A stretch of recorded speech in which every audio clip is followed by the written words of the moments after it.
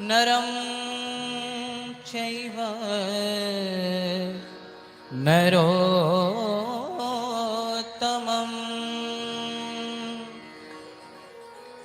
देवीं सरस्वतीं व्यासं ततो जगे मुदीरये।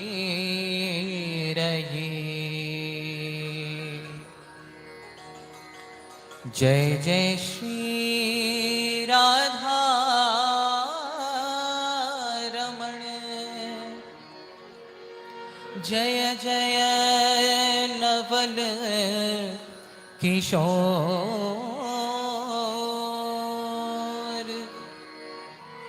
जय गोपी चित चोर प्रभो,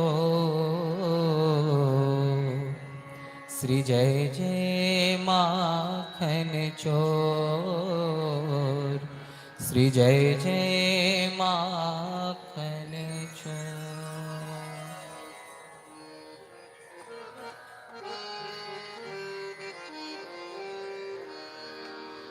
श्री राधे श्री राधे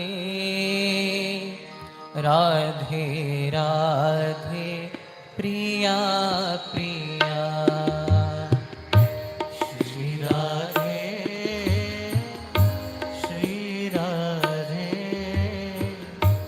राधे राधे प्रिया प्रिया।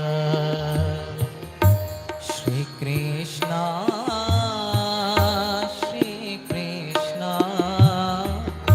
कृष्णा कृष्णा श्री कृष्णा। श्री कृष्णा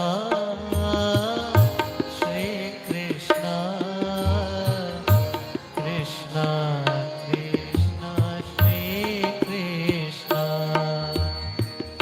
श्री राधे श्री राधे श्री राधे श्री कृष्णा श्री कृष्णा। श्री कृष्णा कृष्णा कृष्णा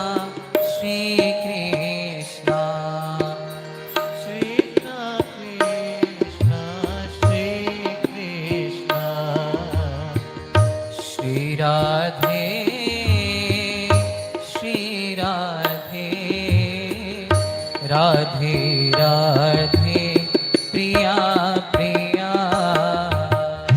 श्री राधे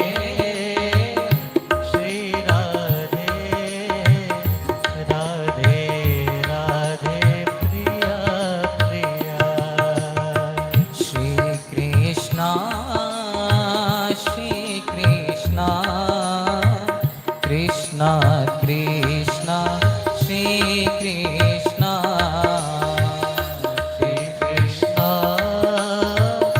श्री कृष्णा कृष्णा कृष्णा श्री कृष्णा। राधे राधे राधे गोविंद राधे राधे राधे राधे गोविंद राधे। राधे राधे राधे गोविंद राधे राधे राधे राधे गोविंद राधे। गोविंद राधे गोपाल राधे गोविंद राधे गोपाल राधे। गोविंद राधे गोपाल राधे गोविंद राधे गोपाल राधे। गोविंद राधे गोपाल राधे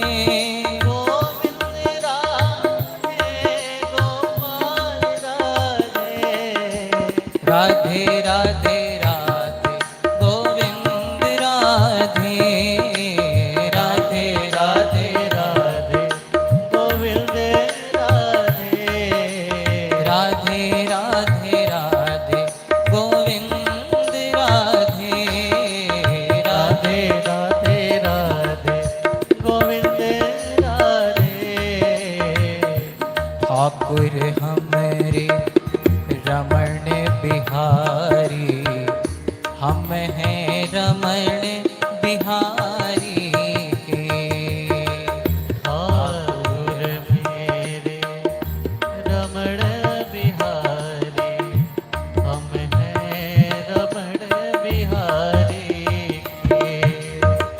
ठाकुर हमरे रमण बिहारी, हम हैं रमण बिहारी के। ठाकुर हमरे रमण बिहारी, हम हैं रमण बिहारी के। साधु सेवा धर्म हमारा, साधु सेवा धर्म हमारा, साधु सेवा धर्म हमारा, साधु सेवा धर्म हमारा। कामन दुनिया दारी से, कामन दुनियादारी से। बोलो ठाकुर हमरे रमण बिहारी, हम हैं रमण बिहारी के। ठाकुर हमरे रमण बिहारी, हम हैं रमण बिहारी के। ठाकुर हमरे रमण बिहारी, हम हैं रमण बिहारी के। ठाकुर हमरे रमण बिहारी, हम हैं रमण बिहारी के। मेरे तो आधार श्री वल्लभ के चरणार विंद, मेरे तो आधार श्री वल्लभ के चरणार विंद। मेरे तो आधार श्री ठाकुर के चरणार विंद, मेरे तो आधार श्री ठाकुर के चरणार विंद। ठाकुर के चरणार विंद, श्री ठाकुर के चरणार विंद। ठाकुर के चरणार विंद, श्री ठाकुर के चरणार विंद। ठाकुर के चरणार विंद, श्री राधे के चरणार विंद। ठाकुर के चरणार विंद, श्री राधे के चरणार विंद। मेरे गले को हार श्री वल्लभ के चरणार विंद, मेरे गले को हार श्री वल्लभ के चरणार विंद। अजी माथे को श्रृंगार श्री वल्लभ के चरणार विंद, माथे को श्रृंगार श्री वल्लभ के चरणार विंद। वल्लभ के चरणार विंद, श्री ठाकुर के चरणार विंद। वल्लभ के चरणार विंद, गाइए सभी। ठाकुर के चरणार विंद। वल्लभ के चरणार विंद, श्री वल्लभ के चरणार विंद। वल्लभ के चरणार विंद, वल्लभ के चरणार राधे विंद। मेरे तो आधार श्री ठाकुर के चरणार विंद, मेरे तो आधार श्री ठाकुर के चरणार विंद। ओ मेरे गले को हार श्री राधे के चरणार विंद। मेरे तो आधार श्री ठाकुर के चरणार विंद। मेरे सब आधार श्री वल्लभ के चरणार विंद, मेरे सब आधार श्री वल्लभ के चरणार जय विंद। गोपाल राधा कृष्ण गोविंद गोविंद, जय गोपाल राधा कृष्ण गोविंद गोविंद। जय गोपाल राधा कृष्ण गोविंद गोविंद। जय गोपाल राधे कृष्ण गोविंद गोविंद। कृष्ण गोविंद गोविंद श्यामा गोविंद गोविंद। कृष्ण गोविंद गोविंद श्यामा गोविंद गोविंद। कृष्ण गोविंद गोविंद श्यामा गोविंद गोविंद। कृष्ण गोविंद गोविंद गोविंद गोविंद। जय गोपाल राधा कृष्ण गोविंद गोविंद। जय गोपाल राधा कृष्ण गोविंद गोविंद। जय गोपाल राधा कृष्ण कृष्ण गोविंद गोविंद जय गोपाल राधा कृष्ण गोविंद गोविंद जय गोपाल राधा कृष्ण गोविंद गोविंद जय गोपाल राधा कृष्ण गोविंद गोविंद कृष्ण गोविंद गोविंद राधे गोविंद गोविंद कृष्ण गोविंद गोविंद राधे गोविंद गोविंद कृष्ण गोविंद गोविंद राधे गोविंद राधे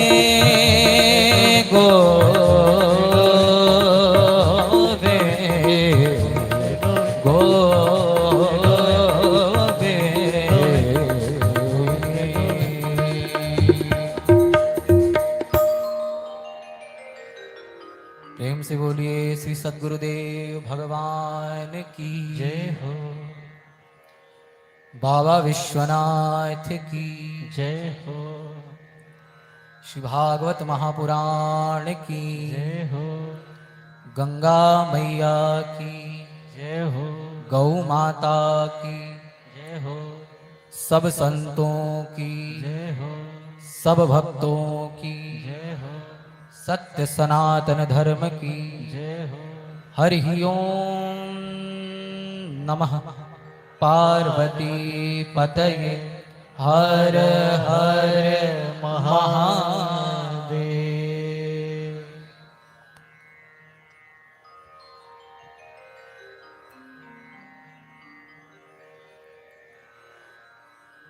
अनंत श्री विभूषित प्रातः स्मरणीय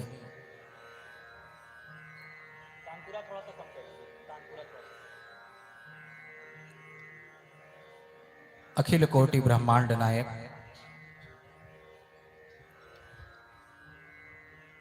भक्तों के कल्याण के लिए मनुष्य रूप धारण करके विचरण करने वाले प्रातः स्मरणीय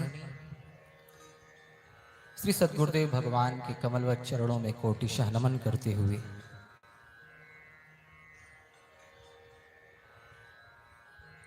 बाबा विश्वनाथ को प्रणाम करते हुए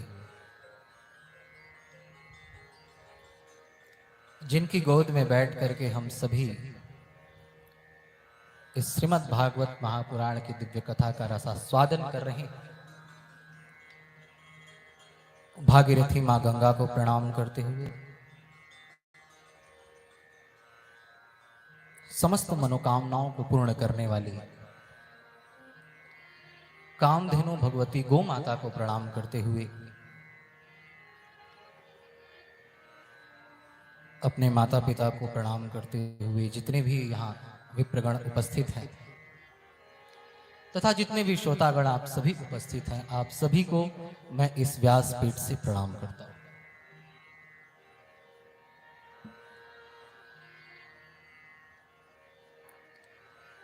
कबहू करी करुणा नर देही देत ईस बिनु हेतु सनेही। जब भगवान कभी हम पर अतिशय कृपा करते हैं तब जाकर के हमें मानव का शरीर प्रदान करते हैं। मानव का शरीर इतना दुर्लभ है कि जो स्वर्ग के देवतागण हैं ना, वो भी इस मनुष्य शरीर को प्राप्त करने के लिए तरसते रहते हैं। क्यों? क्योंकि स्वर्ग के देवतागण अपने पुण्य की बेड़ियों से बंधे हुए हैं। वो चाह करके भी हमारी और आपकी तरह भगवान का भजन करके भगवान की कथा सुनकर के मुक्त नहीं हो सकते। पशु पक्षी कीट पतंगे आदि जो अधम योनियां हैं वो अपने पाप की बेड़ियों से बंधे हुए हैं, वो भी भगवान का भजन करके मुक्त नहीं हो सकते। जैसे किसी को सोने की जंजीर में बांध दिया जाए अथवा लोहे की जंजीर में बांधा जाए, बंधन तो बंधन। ऐसे ही जो स्वर्ग के देवतागण हैं वो अपने पुण्य की बेड़ियों से बंधे हुए हैं, और जो पशु पक्षी कीट पतंगे आदि अधम योनियां हैं वो अपने पाप की बेड़ियों से बंधे हुए हैं, वो भी भगवान का भजन करके मुक्त नहीं हो सकते। देवताओं के पास जब तक उनके पुण्य की पूंजी रहती तब तक तो स्वर्ग में खूब आनंद लेते हैं,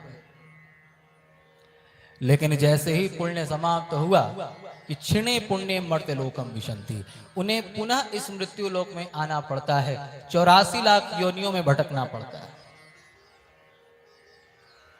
जैसे जब तक हमारे जेब में पैसा है तभी तक हम 5 स्टार होटल में रह सकते हैं, पैसा समाप्त हो गया तो फिर होटल में नहीं रह सकते। आप कहे नहीं नहीं महाराज हम तो नहीं जाएंगे, तो होटल वाला क्या करेगा? धक्का मार के निकाल देगा।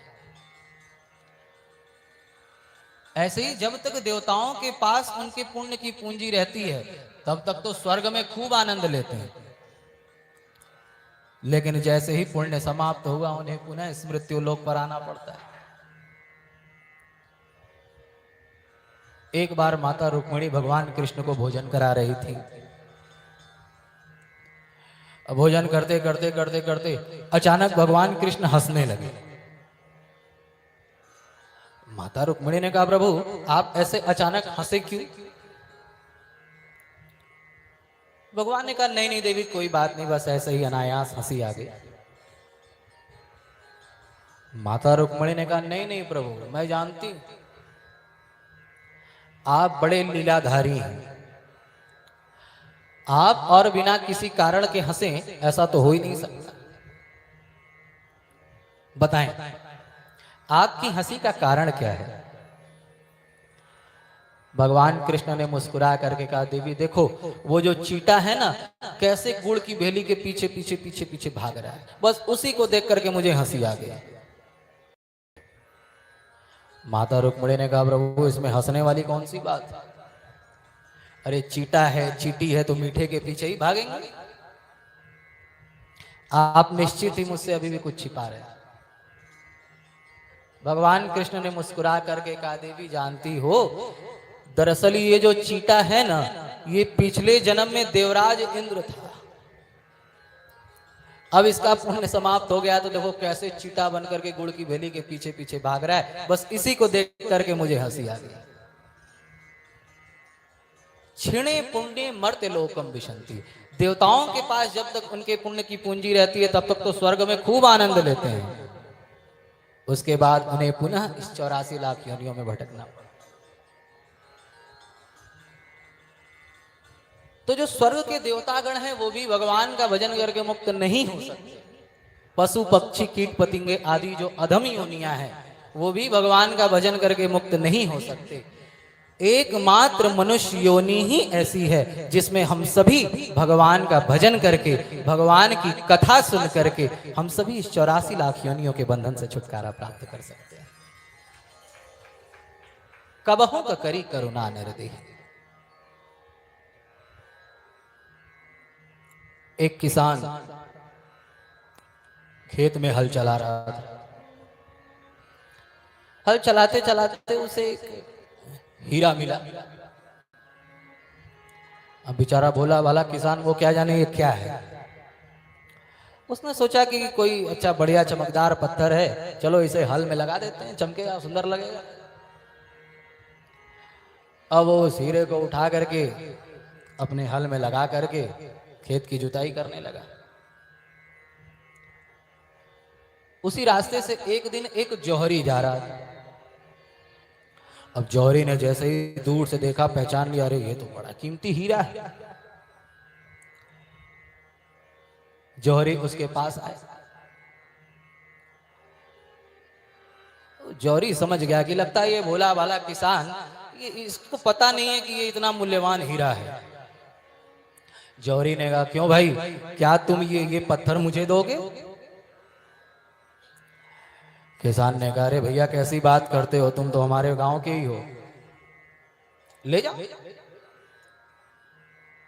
जौहरी ने कहा अच्छा बताओ इसकी क्या कीमत देनी पड़ेगी?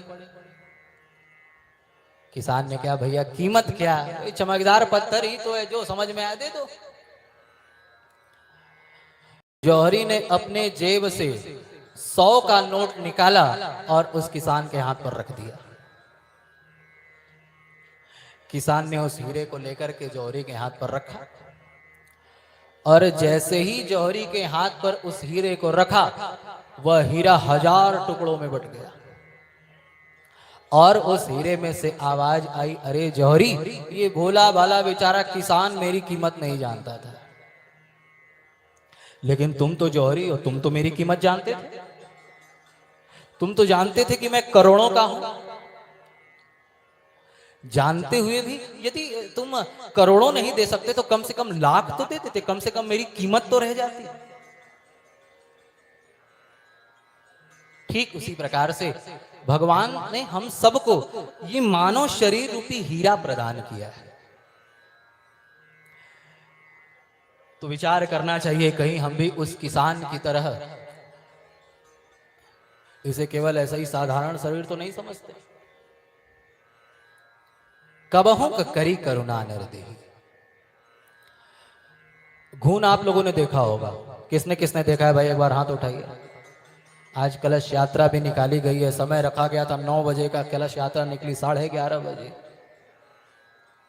कई माताएं आपस में भुन भुन भुन भुन, महाराज 9 बजे का कह के 11। तो ऐसा तो नहीं कि आप लोग थक गए, इसलिए एक बार जोरदार जयकारा लगाइए, बोले भागवत महापुराण की जय हो। तो घुन आप लोगों ने देखा होगा, वो घुन लकड़ी को खाता जाता है, खाता रहता है, खाता रहता है, और पीछे से उसे मल के रूप में निकालता रहता है। दीमक लकड़ी को खा रहा है, खाते खाते मल के रूप में उसे बाहर निकालता जा रहा है, और यदि उससे अनायास ओम अक्षर बन जाए तो न्याय शास्त्र में वर्णन आता है कि वो घुन मुक्त हो जाता है। इसे कहते हैं घुनाक्षर न्याय। ठीक उसी प्रकार से भगवान हम सब के साथ गुणाक्षर न्याय करते हैं। हमने कभी कोई ऐसा काम नहीं किया जिससे भगवान हमें मानव का शरीर प्रदान करे। रामचरितमानस में गोस्वामी जी कहते हैं, कबहू करी करुणा नर देही। कबहू करी करुणा, भगवान जब कभी अतिशय कृपा करते हैं, भगवान को ऐसे ही हम पर दया आ जाती है, करुणा आ जाती है, तो हमें मानव बना देते हैं। तो इस दुर्लभ मनुष्य शरीर को प्राप्त करके हमें एकमात्र भगवान को ही प्राप्त करने का प्रयत्न करना चाहिए। यदि प्रश्न किया जाए कि भाई हम जीवन क्यों जीते हैं, तो आप कहेंगे महाराज हम अपने बाल बच्चों के लिए भी जीवन जीते हैं, अपने लिए भी जीवन जीते हैं। अच्छा, क्या किया जीवन में? अपने बाल बच्चों को पढ़ा लिखा करके बड़ा किया, नौकरी लगवाई, आज इस पद पर है, उस पद पर है, ये कर रहा है। तो मेरे दादा गुरु परम पूज्य श्री गीता घाट बाबा जी कहा करते थे कि बच्चे बनाकर पोष कर तो पशु भी बड़े कर देते हैं। यदि आप कहें कि महाराज हमने अपने बाल बच्चों को पाल पोष करके बड़ा किया, तो बच्चों को पाल पोष करके तो एक पशु भी बड़ा कर देता है, इसमें कौन सी बड़ी बात है। खाते सभी, पीते सभी, निद्रा स्वप्न भी लेते हैं। जो आनंद हमें और आपको 56 प्रकार का व्यंजन खाने में मिलता है ना, वही आनंद एक सुअर को कीचड़ खाने में मिलता है। उसके आनंद में किसी प्रकार की कोई कमी नहीं है। एक बार नारद जी महाराज एक सुअर के पास आए, कहा क्यों भाई, क्या तुम वैकुंठ लोक चलना चाहोगे? सुअर ने कहा महाराज ये तो मेरा सौभाग्य कि मैं वैकुंठ जाऊं, लेकिन आप कृपा करके ये बताएं कि आपके उस वैकुंठ लोक में मुझे कीचड़ खाने को मिलेगा कि नहीं। खाते सभी, पीते सभी, निद्रा स्वप्न भी लेते हैं। जो आनंद हमें और आपको हजारों रुपयों की मखमली चादर पर सोने में मिलता है, वही आनंद एक गधे को धूल में लोट करके सोने में मिलता है।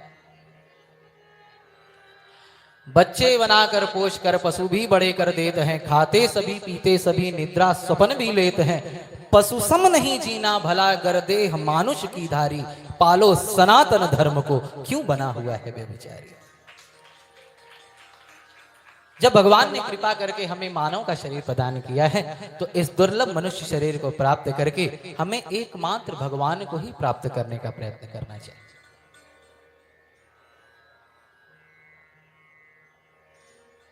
धर्म से अनुराग हो, पाप से वैराग्य हो, यही हमारे जीवन जीने का लक्ष्य होना चाहिए।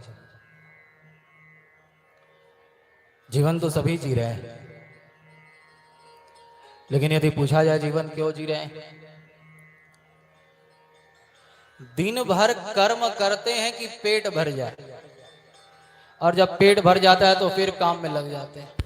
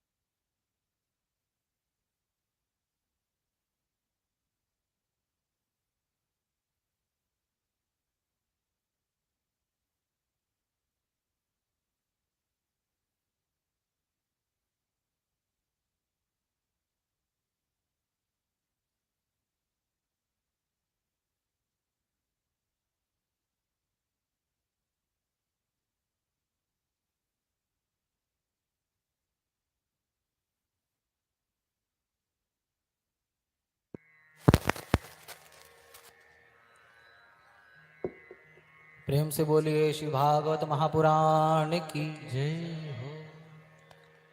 तो जीवन हमें भी मिला है, हम भी जीवन जी रहे हैं। जीवन पशु पक्षियों को भी मिला है, वो भी जीवन जी रहे हैं।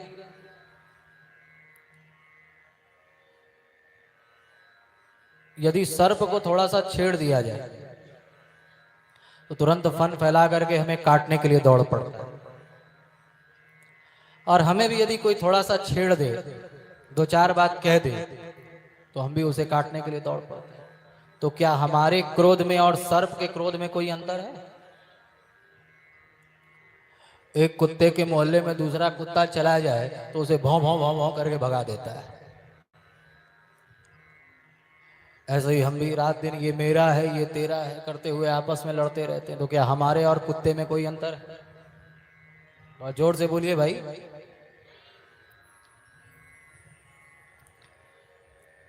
तो हमें अपने जीवन जीने का लक्ष्य बनाना चाहिए।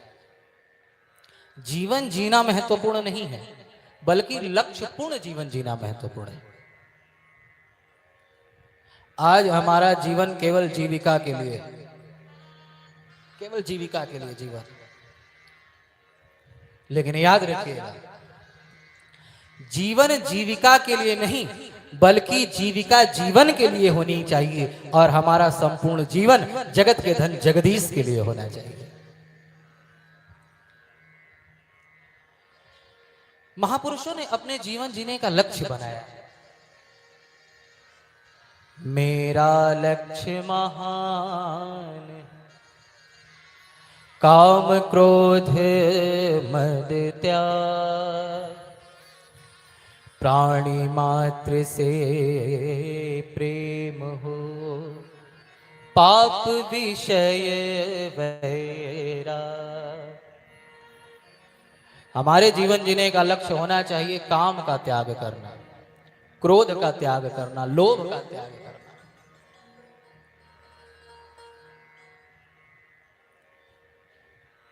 काम क्रोध मद त्याग,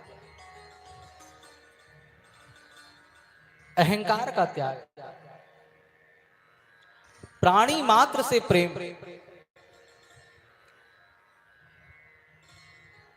दर्शन तीन प्रकार का होता है,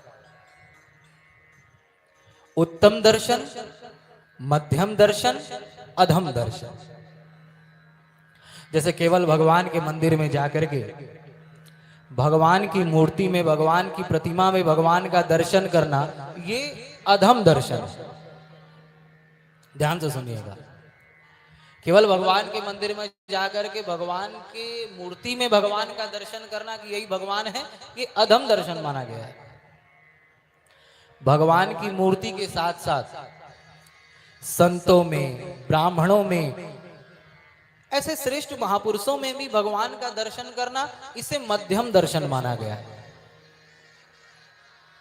लेकिन भगवान की मूर्ति में भी भगवान का दर्शन करना, जो संत महापुरुष ब्राह्मण आदि हैं उन्हें भी भगवान का स्वरूप मानना, उसके साथ ही साथ संसार में जितने भी लोग हमें दिखाई पड़ रहे हैं सबको भगवान का रूप समझ करके सभी को प्रणाम करना, सभी से प्रेम करना, यही उत्तम दर्शन कहलाता है। अब विचार कर लीजिए भाई, हम कौन सा दर्शन करते हैं। हमारे जीवन जीने का लक्ष्य होना चाहिए प्राणी मात्र से प्रेम हो, पाप विषय वैरा। धर्म से अनुराग हो, पाप से वैराग्य हो, यही हमारे जीवन जीने का लक्ष्य होना चाहिए। तो मनुष्य शरीर प्राप्त करके भी जो अपने जीवन जीने का लक्ष्य नहीं बनाता, ध्यान से सुनिएगा, गीता जी में भगवान कहते हैं आसुरीं योनिमां पन्नां मूढ़ा जन्मनि जन्मनि।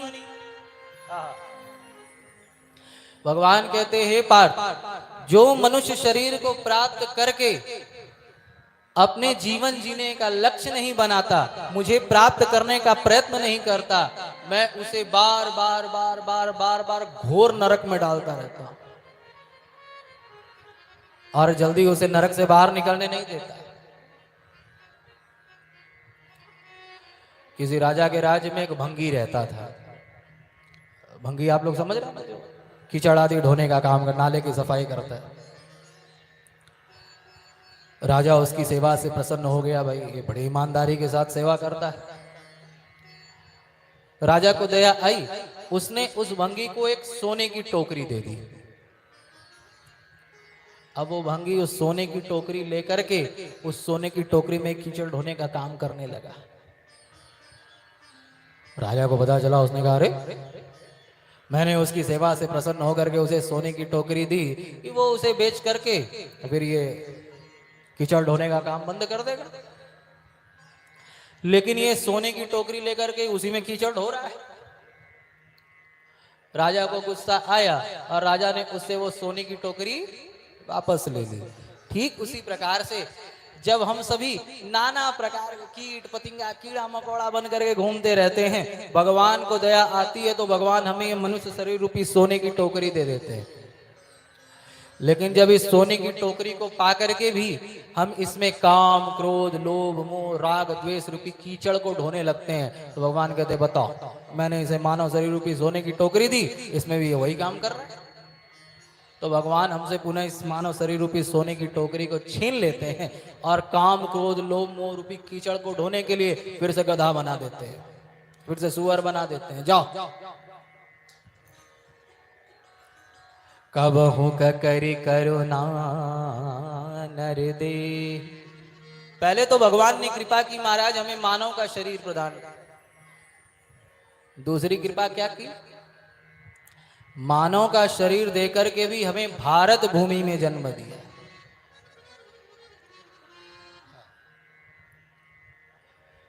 भारत भूमि में भी हमें काशी जैसे तीर्थ में वास है। एक काशी, काशी की बड़ी अद्भुत महिमा है महाराज।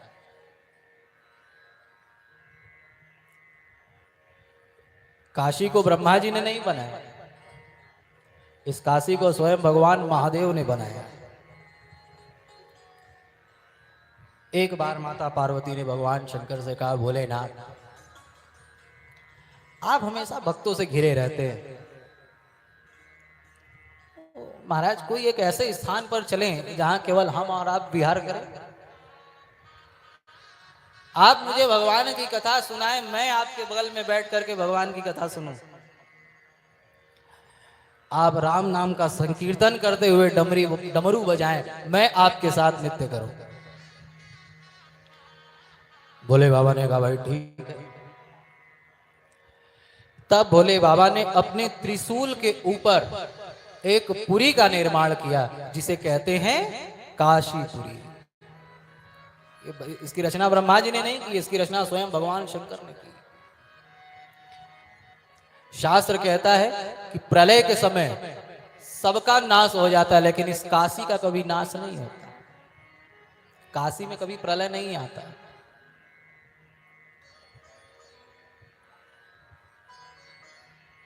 इस पृथ्वी पर 68 करोड़ तीर्थ हैं। कितने तीर्थ हैं? 68 करोड़। शिव महापुराण में आया है कि काशी के कण कण में 68 करोड़ तीर्थों का वास है। यदि कोई समस्त तीर्थों में जाकर के उनका दर्शन नहीं कर सकता, तो एकमात्र काशी की परिक्रमा कर लेने से उसे 68 करोड़ तीर्थों की परिक्रमा करने का फल प्राप्त हो जाता है। अच्छा महाराज, काशी में एक दो नहीं बल्कि 4-4 मुक्ति देने वाले देवता है। पहले तो स्वयं काशी, काश्याम मरणा मुक्ति, काशी में तो मरने से ही मुक्ति मिल जाती है। दूसरी है मां गंगा। एक बार एक संत समाधि लगा करके अपने सूक्ष्म शरीर से लोकांतरों में भ्रमण कर रहे थे। भ्रमण करते करते एक स्थान पर उन्होंने देखा कि ढेर सारे भूत प्रेत मिलकर के खूब उत्सव मना रहे हैं और ढोल नगाड़े बज रहे हैं। महाराज क्या बात है, आनंद हो रहा है। संत ने देखा, लौट आए। 2-4 दिन बाद फिर ध्यान लगा करके समाधि में सूक्ष्म शरीर के माध्यम से भ्रमण करने लगे। फिर उसी स्थान पर जाकर के देखा तो जहां कल सारे भूत प्रेत खूब आनंद मना रहे थे, खूब नृत्य कर रहे थे, सब मुंह लटका लटका करके बैठे। तो उस संत ने किसी से पूछा, भाई अभी तो कल तो तुम सब खूब नाच गा रहे थे, आज क्या हो गया, क्यों मुंह लटका करके बैठे? तो एक भूत ने कहा, महाराज क्या बताएं, अमुक गांव के मुखिया का लड़का बड़ा बदमाश था। हम लोगों ने सोचा कि भाई मुखिया का लड़का है, मरने वाला है, ये मरेगा तो अच्छे कुल खानदान का है, इसी से अपनी बिटिया का शादी करा देंगे। महाराज मरा, हम लोग बड़े प्रसन्न हुए। फिर क्या हुआ? कहा महाराज मर तो गया, और जैसे ही हमारे पास आने वाला था, क्योंकि इतना पाप किया था कि भूत ही बनना था, हमने सोचा अपनी बिटिया का विवाह इससे करा देंगे। तब तक एक संत आए और उन्होंने न जाने कहां से गंगा जल से भीनी हुई चादर उसको ओढ़ा दिया, और वो प्रेत बनने की जगह स्वर्ग लोक चला गया। तो दूसरी है भगवती मां गंगा। अच्छा देखिए, जब भी हम गंगा जी में स्नान करने के लिए जाते हैं तो मां गंगा हमें मानो ब्रह्मा विष्णु महेश के समान बना देती है। जैसे जब गंगा जी में स्नान करने के लिए अपने पैर को डालते हैं तो मानो हम भगवान विष्णु के समान हो गए। जे ही चरण से निकसी सुरसरी। गंगा जी कहाँ निकली हैं? कहां से निकली हैं भाई? भगवान विष्णु के चरणों से। जब गंगा जी में स्नान करने के लिए डुबकी लगाते हैं, शंकर जटा समाय, मानो भगवान शंकर के समान बना देती है। स्नान करके जब कमंडल में जल भर के महाराज अपने घर को जाने लगते हैं तो गंगा जी कहाँ रहती हैं? जब ब्रह्मा जी के कमंडलों में, तो जब कमंडल में जल भर के जाने लगते हैं तो मानो भगवती माँ गंगा हमें ब्रह्मा के समान बना देते हैं। तो पहले तो हो गए काशी, स्वयं मुक्ति देने वाली, दूसरी भगवती माँ गंगा, तीसरी माँ अन्नपूर्णा। अन्नपूर्णे सदा पूर्णे शंकर प्राण वल्लभे। काशी में मां अन्नपूर्णा भी मुक्ति प्रदान करने वाली है। और इन तीनों से यदि कोई बच गया तो काशिका धीरा पुराज काल भैरवम भजे। भगवान काल भैरव उसका बेड़ा पार लगा देते। एक बार जोर से जयकारा लगाइए भाई, काशी धाम की जय हो। अब एक जगह मैं काशी में इस महिमा को सुना रहा था कि भाई काश्याम मरणाम मुक्ति ही, काशी में तो मरने मात्र से ही मुक्ति हो जाती है। एक सज्जन आए मुंह में पान दबा करके कहा महाराज काशी में जब मरने से ही मुक्ति हो जाएगी तो क्या जरूरत है सब पूजा पाठ करने का। काशी के लोग तो बात ही अलग है भाई, जब काशी में मरने से ही मुक्ति मिल जाएगी तो क्या जरूरत है सब पूजा पाठ करने का भाई। मैंने कहा अच्छा बैठिए भाई, आपको थोड़ा विस्तार से समझाना होगा। कहा महाराज बताइए। मैंने कहा सुनिए, काश्याम मरणाम मुक्ति ही, काशी में मरने से तो मुक्ति मिल ही जाती है, लेकिन शिव महापुराण में एक और बात लिखी है कि जो काशी में रह करके भगवान का भजन नहीं करता उसे मरने के बाद हमारे काल भैरव बाबा पहले काल भैरवी यातना देते हैं। मरने के बाद पहले उसे खूब भैरवी यातना दी जाती है, खूब उसकी अच्छे से धुलाई होती है। उसके बाद जब उसको यातना दे करके शुद्ध बना देता है तब जाकर के भगवान उसे मुक्ति प्रदान करते हैं। इसलिए ऐसा कभी मत सोचना कि भाई काशी में रह करके मरेंगे तो मुक्त हो ही जाएंगे। काशी में रह करके यदि भगवान का भजन नहीं करेंगे, काशी में रह करके यदि पाप करेंगे तो मरने के बाद मुक्ति तो बाद में मिलेगी, पहले काल भैरवी यातना हमें सहन करनी पड़ेगी। भगवान ने कृपा करके हमें काशी जैसे तीर्थ में वास दिया है।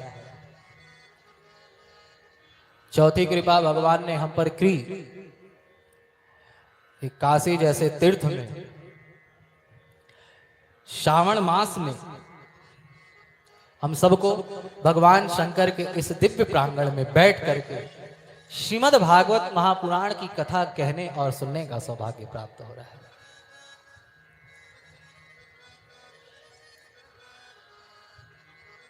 भगवान की कथा यदि हम अपने इन कानों से नहीं सुनते तो हमारा सुनना व्यर्थ है, हमारे कान व्यर्थ है। कथा तो सभी सुनते हैं। समाज में बैठ करके चार लोग यदि हमारे बेटे की कथा करें, हमारे बेटे का बखान करें, अरे उनका बेटा तो बड़ा बड़ा अच्छा, बड़े अच्छे पद पर, तो उस कथा को सुनने में हमें बड़ा आनंद आता है। हमारे धन संपत्ति का बखान करे, हमें बड़ा आनंद आता है। कथा तो सबको प्रिय है, सभी किसी न किसी की कथा सुनते हैं, लेकिन यदि भगवान की कथा हम नहीं सुनते, भगवान की चर्चा हम नहीं सुनते तो हमारा सुनना व्यर्थ है। विचार करना चाहिए। इतने वर्षों से हम संसार की चर्चा सुनते आ रहे हैं, क्या संसार की चर्चा सुनने से आज तक हमें शांति मिली? 20 साल 40 साल 50 साल पहले जो हमारे भीतर दोष थे, जो हमारे भीतर बुराइयां थीं, क्या उन बुराइयों में कोई कमी आई? नहीं। क्यों? क्योंकि जितने श्रद्धा से हमने संसार की चर्चा को सुना है, उतनी श्रद्धा से हमने भगवान की कथा को नहीं सुना। अच्छा, जैसे एक मकान में कई लोग रहते हैं ना, कई भाई, 4-5 भाई, मकान है, एक दीवार के बाद दूसरा दीवार, दूसरे का कमरा, तीसरे का कमरा, तो माताएं दीवार के पास कान लगा करके ऐसे सुनती हैं कि भाई बगल वाले की क्या बात चल रही है। ठीक उसी प्रकार यदि भगवान की कथा सुनने का मन करने लगे कि भाई व्यास जी की एक भी बात छूटे ना, ऐसा ना हो कि हम कथा में तो बैठे लेकिन कथा हमारे भीतर नहीं बैठ रही। जितनी श्रद्धा से, जितनी तत्परता से हम संसार की चर्चा सुनते हैं, उतनी तत्परता से यदि हम भगवान की कथा सुनने लगे तो हमारा जीवन धन्य हो जाएगा। श्रीमद् भागवत महापुराण की कथा कोई इतिहास नहीं है, कोई कहानी नहीं है, कोई फिलॉसफी नहीं है। श्रीमद् भागवत महापुराण की कथा वेद व्यास जी महाराज कहते हैं प्रत्यक्षः कृष्ण एव ही, ये साक्षात भगवान कृष्णचंद्र आनंद कंद का स्वरूप है। ये जो आप लोग के सामने पोथी रखी है, कोई पोथी नहीं है। जैसे कोई मूर्तिकार भगवान के मिट्टी की मूर्ति बनाता है, तो बहुत बड़े बड़े सेठ होते हैं, भगवान के सोने की मूर्ति बनवाते हैं, चांदी की मूर्ति बनवाते हैं, अष्ट धातु की मूर्ति बनवाते हैं। ऐसे ही कृष्ण द्वैपायन ब्रह्मर्षि वेद व्यास जी महाराज ने भगवान श्री कृष्ण की वांगमयी मूर्ति बनाई है। प्रत्यक्षः कृष्ण एव ही, ये श्रीमद् भागवत महापुराण जो आपके सम्मुख विराजमान है, ये भगवान कृष्णचंद्र आनंद कंद का साक्षात स्वरूप है। भागवत जी में आया है कि जब भगवान श्री कृष्ण इस धराधाम को छोड़ करके अपने वैकुंठ लोक जाने लगे, तब भगवान के परम प्रिय भक्त उद्धव जी ने उनसे प्रश्न किया, प्रभु आप तो हमें छोड़ करके जा रहे हैं, आपके इस धराधाम से चले जाने के बाद हम भक्तों का आश्रय क्या होगा? भक्त किसके सहारे जीवन जिएंगे? उद्धव जी के ऐसा कहने पर भगवान श्री कृष्ण के शरीर से एक दिव्य तेज पुंज प्रकट हुआ है। आकाश में प्रदक्षिणा करके वह दिव्य तेज आकर के श्रीमद् भागवत महापुराण में प्रविष्ट हो गया। भगवान ने आकाशवाणी के माध्यम से कहा, हे उद्धव जी, मेरे इस धराधाम से चले जाने के बाद मेरे भक्तों का आश्रय ये श्रीमद् भागवत महापुराण होगा। प्रत्यक्षः कृष्ण एव ही, साक्षात भगवान कृष्णचंद्र आनंद कंद का स्वरूप ही है। अतः बड़े सौभाग्य की बात है कि हम सभी इन 7 दिनों तक इस दिव्य प्रांगण में बैठ करके दिव्य श्रीमद् भागवत महापुराण की कथा का रसास्वादन करेंगे।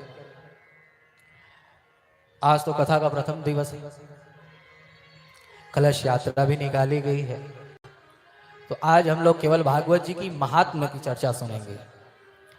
भाई कलयुग में जब तक प्रॉफिट की बात न की जाए, लाभ की बात न की जाए, तब तक कोई कुछ काम करने वाला नहीं है। इसलिए भागवत महापुराण की कथा के पहले महात्म्य की चर्चा की जाती है। भाई जिस कथा को हम सुनने जा रहे हैं उसको सुनने समय क्या लाभ मिलेगा? जब तक टीवी में प्रचार न दिखाया जाए कि इस क्रीम को लगाने से कौवा भी गोरा हो जाता है, तब तक कोई उसे नहीं खरीदता। और जैसे ही देख लिया टीवी में दिखा दिया भाई इसको लगा करके 7 दिन में कौवा भी गोरा, बस तुरंत क्रीम बिकने लगी। ठीक उसी प्रकार से जिस श्रीमद् भागवत महापुराण की कथा को हम सभी सुनने जा रहे हैं, इस कथा की क्या महिमा है, इसकी चर्चा आज हम सभी श्रवण करेंगे। आए कथा में प्रवेश करें इससे पूर्व, अमृत है हरि नाम जगत में, इसे छोड़ विषय विष पीना क्या। पूछा गया कि भाई अमृत कहाँ है? कहा अवधो बुधो। किसी ने कहा भाई अमृत कहाँ है? तो कहा भाई अमृत तो समुद्र में है। कहा अच्छा यदि समुद्र में है तो समुद्र का जल खारा क्यों होता है? कहा वधू मुखे, सुंदर स्त्री के मुख में अमृत का वास है। तो कहा भाई यदि सुंदर स्त्री के मुख में अमृत का वास है तो जब वो वृद्धावस्था को प्राप्त हो जाती, कुरूप हो जाती, तो दिखने में कैसे लगती है? अच्छा कहा परिणाम निवासे, शेषनाग जी के फन पर अमृत का वास है। कहा नहीं भाई वहां भी अमृत का वास नहीं। कहा स्वर्गे सुधा वसती है, जो स्वर्ग लोक है वहां अमृत का वास है।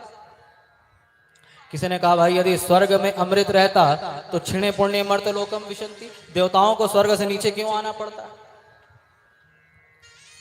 प्रश्न हुआ भाई अमृत कहाँ रहता है? मंथन करते करते करते करते करते करते निष्कर्ष निकला है कंठे सुधा वसिते वै भगवत जना नाम। अमृत कहाँ है खोज करते करते करते करते अंत में शास्त्र ने प्रमाण दिया, कंठे सुधा वसती वै। जिस स्थान पर भक्त बैठ करके भगवान की दिव्य अमृतमयी कथा का गान करता है, ऐसे भक्त के कंठ में अमृत का वास है। आई अमृत है हरि नाम जगत में, अमृत है हरि नाम जगत में, इसे छोड़ विषय विष पीना क्या, हरि नाम नहीं तो जीना क्या, हरि नाम नहीं तो जीना क्या, हरि नाम नहीं तो जीना क्या, हरि नाम नहीं तो जीना क्या, हरि नाम नहीं तो जीना क्या। अमृत है हरि नाम जगत में, अमृत है हरि नाम जगत में, इसे छोड़ विषय विष पीना क्या, हरि नाम नहीं तो जीना क्या, हरि नाम नहीं तो जीना। ताली बजाते हुए सभी गाइए, बोल भक्त वत्सल भगवान की।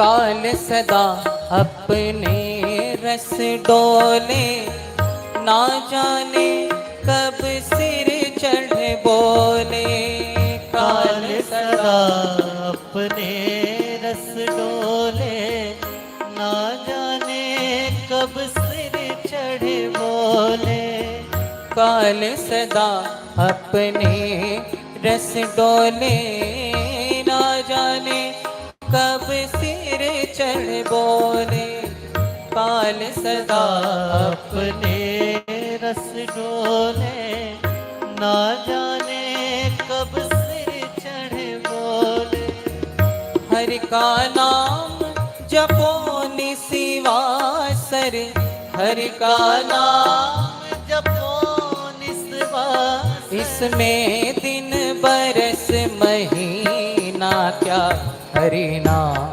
नहीं तो जीना क्या, हरि नाम नहीं तो जीना क्या, हरि नाम नहीं तो जीना क्या, हरि नाम नहीं तो जीना क्या। श्री राधे।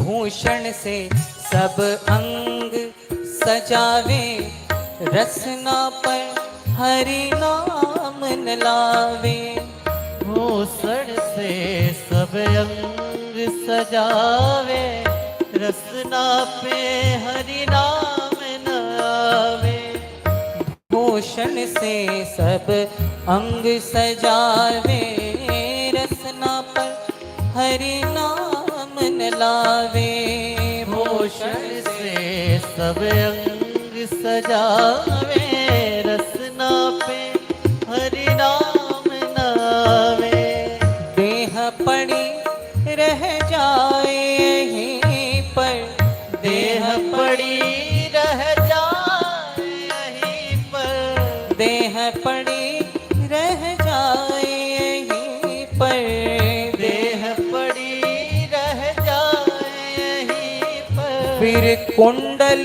और नगीना क्या, हरि नाम नहीं तो जीना क्या, हरि नाम नाम नहीं तो जीना क्या, हरि नाम नहीं तो जीना क्या, हरि नाम नहीं तो जीना क्या। बोले वृंदावन बिहारी लाल की।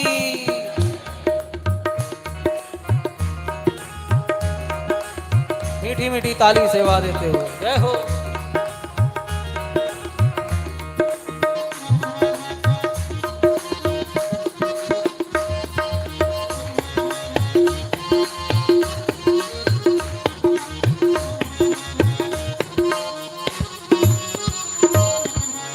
तीरथ है हरि नाम तुम्हारा, फिर क्यों फिरता मारा मारा।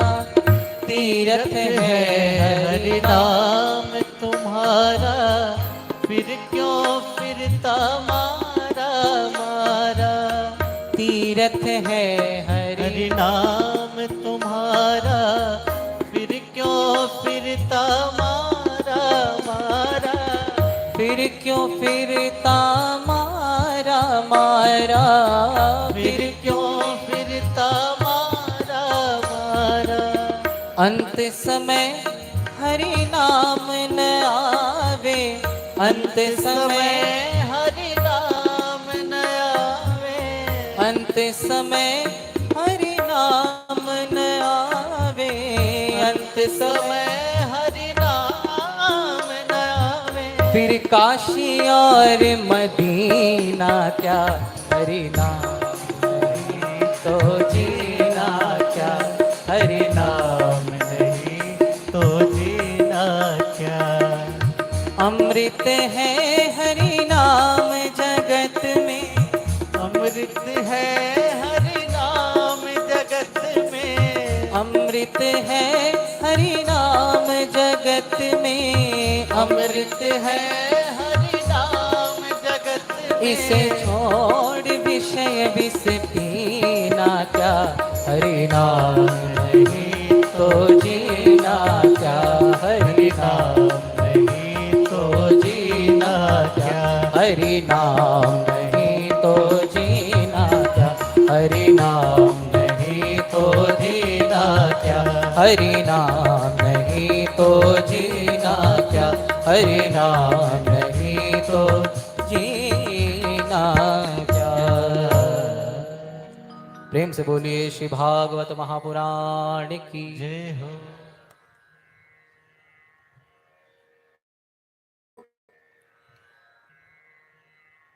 चाहे किसी भी ग्रंथ को ऋषियों ने लिखा है तो सबसे पहले मंगलाचरण किया है। जैसे आप लोग रामचरितमानस का भी पाठ करते होंगे तो देखा होगा कि सबसे पहले गोस्वामी तुलसीदास जी ने हर कांड के पहले संस्कृत में मंगलाचरण किया है, भगवान की स्तुति की है। वर्णानाम अर्थ संज्ञानाम रसानाम छंदसाम अपि। मंगलाचरण किसे कहते हैं? मंगलाचरण मंगलाचरण मंगलाचरण, यदि इस शब्द को बार बार बोला जाए तो इसमें से मंगल आचरण शब्द निकल करके आता है। यानी हमारा जो मंगल आचरण है, मंगल आचरण किसी भी कार्य को करने से पहले भगवान का नाम ले के बाद किसी कार्य को करना, यही मंगलाचरण करना कहलाता है। लेकिन बिना भगवान का नाम लिए, बिना भगवान को किसी काम कर, ये क्या है? अमंगलाचरण। लेकिन जब हम भगवान को याद करके, हे प्रभु मैं इन हाथों से आपकी सेवा करने जा रहा हूं, संपूर्ण संसार को आपने ही बनाया है, ये बाल बच्चे मेरे बाल बच्चे नहीं बल्कि भगवान आपके बाल बच्चे हैं, मैं तो इन हाथों से आप सेवा कर रहा हूं। हे प्रभु